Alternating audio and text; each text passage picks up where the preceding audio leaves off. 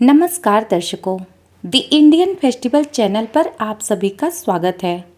आज इस वीडियो में सुनेंगे कार्तिक महीने में सुने जाने वाली बुढ़िया माई एवं तुलसी जी की कहानी। आइए सुनते हैं। बहुत समय पहले की बात है। एक गांव में एक बुढ़िया माँ थी जो कार्तिक महीने में तुलसी जी के पौधों को सींचती और कहती थी कि हे तुलसी माता, सबके दाता, मैं तेरी बिड़ला सींचती हूँ, मुझे बहू दे, पीतांबर की धोती दे, मीठा मीठा गास दे, बैकुंठा में वास दे, चटक की चाल दे, पटक की मोत दे, चंदन की काठ दे, रानी सा रास दे, दाल भात का भोजन दे, ग्यारस की मौत दे, कृष्ण जी का कंधा दे।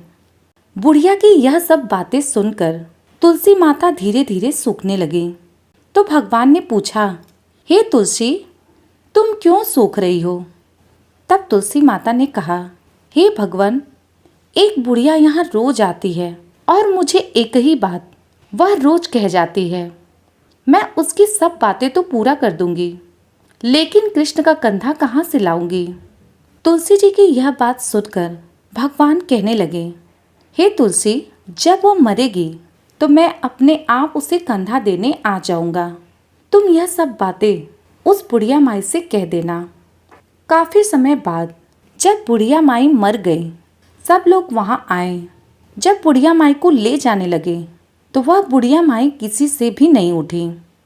तब भगवान एक 12 वर्ष के बालक का रूप धारण करके वहां पर आए। बालक ने कहा, मैं कान में एक बात कहूँगा तो बुढ़िया माई उठ जाएंगी।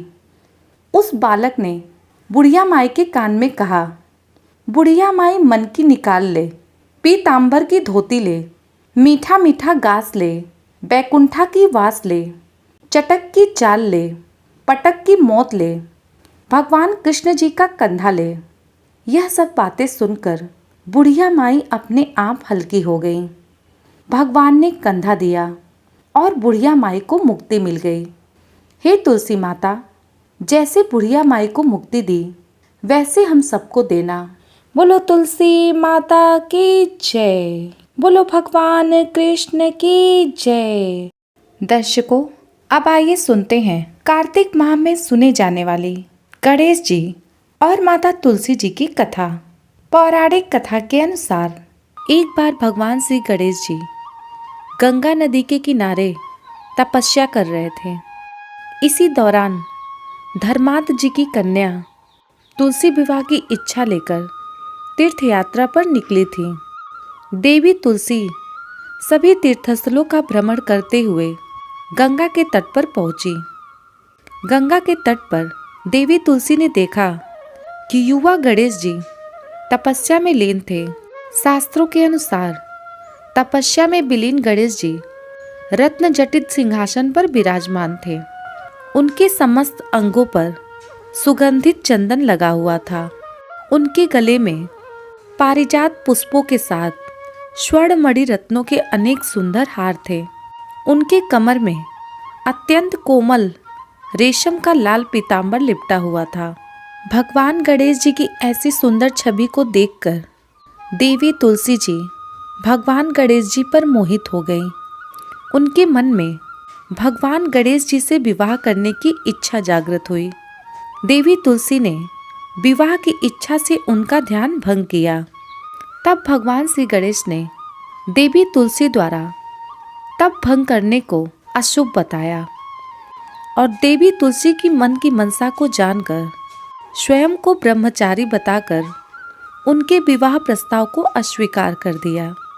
भगवान गणेश जी द्वारा विवाह प्रस्ताव ठुकराने पर देवी तुलसी जी ने नाराज होकर गणेश जी को श्राप दे दिया कि उनकी एक नहीं बल्कि 2-2 विवाह होंगे।